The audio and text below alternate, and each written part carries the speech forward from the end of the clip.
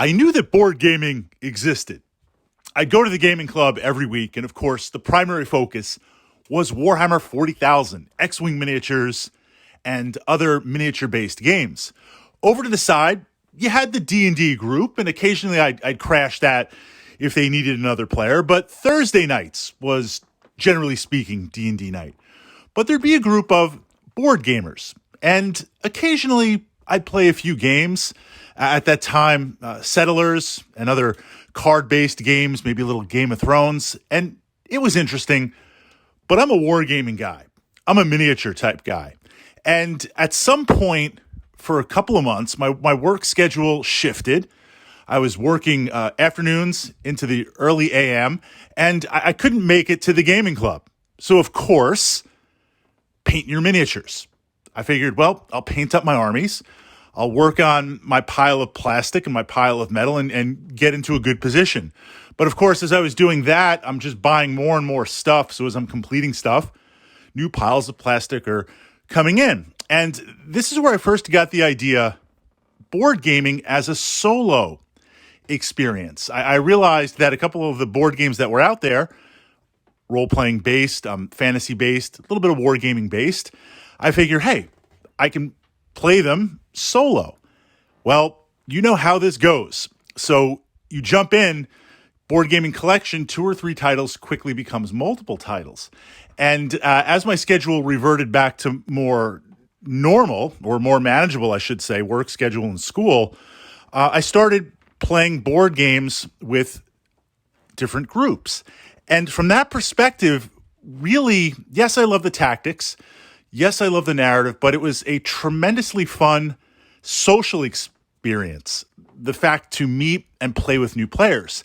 And I have to say, Wargamer Fritz, that construct of playing role-playing games, board games, and war games, there's a competitive nature, there's a tactica nature, there's a social aspect, there's a narrative, certainly.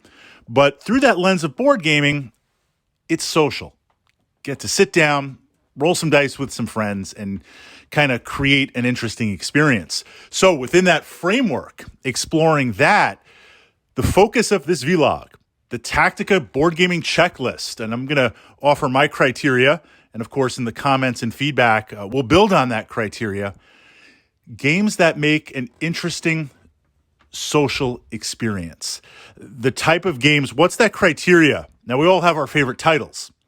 But what's that criteria that you could bring this to the gaming club, set it up, and pretty much anybody can sit down and play it?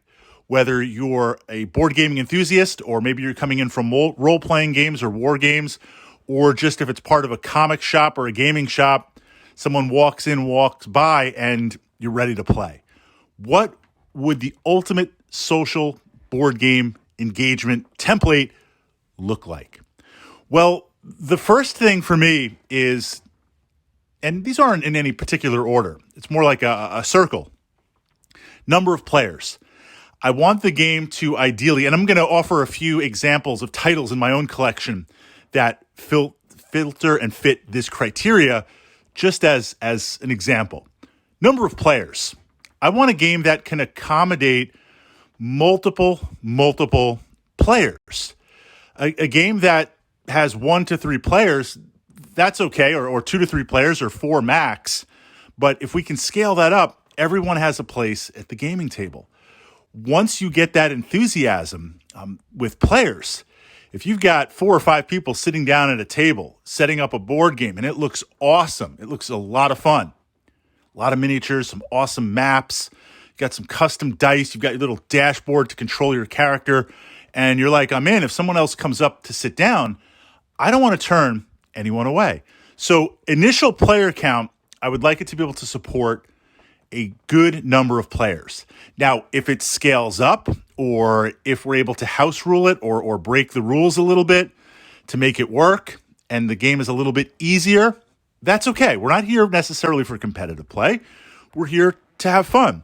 2 titles, Talisman, the board game. It plays anywhere from 2 to 4 players on average, but there is no upper limit. I mean, we've played games 15, 16, 18 players. Another title from my collection, The Zombie Side, whether it's Black Plague or Invader. Plays 4 to 6 players, but you can scale up. We've done 8 to 10 players. Now it makes things a little bit easier. It's a little bit harder to find gear because it's spread out, but everyone can sit down at the table. So I try to pull games that support or can play multiple player counts. The second aspect, and this is a little bit sliding scale. The idea of relatability, or you can kind of understand what's going on in the moment. You walk by in the gaming store, you look over, and there's a board game being set up. You instantly know what it is. It's very approachable. An example of this would be Zombicide Invader, Zombicide Black Plague. Okay, we're fighting a bunch of zombies. We're fighting a bunch of space aliens. Other types of games that, if I shift gears for a moment just to kind of illustrate it and framework it, we've got BattleTech and we've got Warhammer 40,000, 2 miniature war games that I enjoy. You walk by BattleTech and it's pretty self-explanatory, just the visuals to pull you in, putting the rules aside for a moment. You look at BattleTech and you say, okay, it's giant robots with like guns and missiles, and you're fighting things out. You don't know the history, you don't know the rules, you don't know the narrative, but the visuals pull you in, and you say, hey, I kind of get this game. We've been playing a lot of Car Wars recently, bringing that back out. You're like, okay, it's like a Car Wars arena and cars with guns. Okay, I get that, I understand that. You look at Warhammer 40,000, well, it's kind of puzzling, right? You look at Warhammer 40,000, a couple of tables of that, and you say, well, looks to be like knights in armor, but they've got chainsaws, and there's like World War I tanks, but then there's like a demon flying around, and I don't know, on that table there's a bunch of alien space bugs that are fighting, and it's Warhammer 40,000 makes sense if you've immersed yourself in the grimdark and the narrative, but I won't say it's overly approachable first in. So from that perspective, board games that the visuals pull you in and you can sit down and understand it and get it right away, that's a criteria that I want to bring in. Now, rules. The rules are the narrative of the game. This idea of the board and setting things up. The rules are what is going to immerse you. Some rule sets are tighter than others. Some work better than others. Some are a little bit clunky. Putting all that aside, I don't need perfect rules for a social game. This isn't Magic Realm. What I need is, or what I look for, is something that someone can pick up immediately after one turn of play, or watching 1 or 2 players go before you. You know what to do. Now, you don't know all the tactics, you don't know all the strategies, but the core mechanic you understand. Jumping back to Invader or Black Plague, you can kind of get an idea of the social games that I do bring to the gaming club. Here's your character. Here's your action points. You can do these 5 things. You can move, you can search, you can fight. If you fight, here's your cards. Here's what you need to roll. Everything is straightforward. If you move, if you open a door, it's an action. You get to understand really, really fast how to play. And there is a little bit of complexity in there. I'm not saying I shy away from complex games, but I want it to be approachable. I want us to jump right in to the game. I don't want to spend 20 minutes explaining a turn. Another title that I love, Conan, the board game. This game has an overlord system. The overlord necromancer fights the other players. They control characters. You have action points. You have resources, these little kind of action counters. They're gems. And you get to decide how much you want to spend every single turn and what you want to do. So there's some resource management. It's got a level of complexity, but you pick it up pretty fast. The last piece, and then I'm going to turn it over to you guys, co-op. I prefer, or I really like co-op games where we sit down and as a group, we laugh, we roll dice, we make decisions, and we live, die, win, or lose based on the game. Everyone has a vision, everyone has a voice, we kind of play through. Games that are competitive, like a Game of Thrones, and I love Game of Thrones, but I tend to shy away from those because someone's going to win and feel great. Some players are going to kind of finish in the middle, and even though they didn't win, in their mind, you're like, well, I could have. I could have. If it went one or two other turns, or if I didn't go for tabletop glory and risk everything on a D6, it could have happened. But then there's going to be some players that luck, mechanics, slow start. Right from the beginning, they're just going to feel like I never could have won, right? We win or lose. Now, Overlord-based games, Descent, first edition, Descent, second edition, something like Hero Quest or Conan, those, if I'm the Overlord, if I can be the Overlord. Now, I don't really mind being the Overlord or the players. Sometimes I love being the players. But from that perspective, if I can be the Overlord and we can scale up other players, then I've won enough games in my life. I want to win. I don't need to win. I want to create memories on the table. I want to create something with you. I want to sit down with you.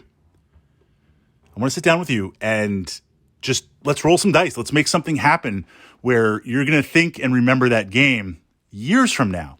So when I play an Overlord-based game, I do make tactical decisions. I'm not just going to let you win. But if there's a chance to kind of do something cool or get a cool power off or have something interesting happen, Hero Quest, a perfect example, was I had some, there's a long court, no spoilers, I'm not going to name the dungeon, maybe you're playing through it, but we had a long corridor where the character explored the corridor and looked down. So as soon as you look down in Hero Quest, the line of sight of the character, the Overlord places any doors, monsters, and furniture. So they look down this long corridor, 2 or 3 doors, and there's a zombie at the end. Now, I deploy that zombie. It now becomes active. So I start running the zombie towards the characters, stop halfway, and start running it back. And I'm kind of run forward, run back. I managed to pull off one of those players, and they fell into a pit trap. And then I was able to kind of move up with the zombie. So can I play tactically? Can I kind of make something cool, something interesting to happen? Another example is they were exploring the dungeon. At some point, there was like an opening in the dungeon where there were 4 goblins. And in Hero Quest, goblins are the weakest monster. They've got some bite in numbers, any dice-based game. Look, I roll enough dice, I'm going to break through. But the combat, something happened. There was 1 goblin left. So I start running the goblin away. And as soon as a monster is seen, it activates. I spent the whole game just running this goblin all around, trying to chase the players. They're trying to chase the goblin. We had a lot of laughs. So from that perspective, if I can be the Overlord, I will approach an Overlord game and try to make it fun. Try to make it exciting, drawing on wargaming experiences, board gaming experiences, role-playing experiences. I'm not going to name any names, but certain gaming enthusiasts, friends of mine, would I want to play an open narrative game with them as an Overlord? No, because they're just going to be absolutely brutal trying to destroy everything. And that has a time and place, but not at an open, everyone sit down, have some fun, it's the first time you're playing a board game type setting. So within that framework, when I'm looking to make a decision and say, what am I going to bring to the club? What are we going to play? What are we going to do? I'm looking for those social games. I'm looking for titles in my collection that kind of fill this criteria. What criteria do you have? And utilizing this criteria, what games in your collection, what titles do you have that you think make great open gaming social games?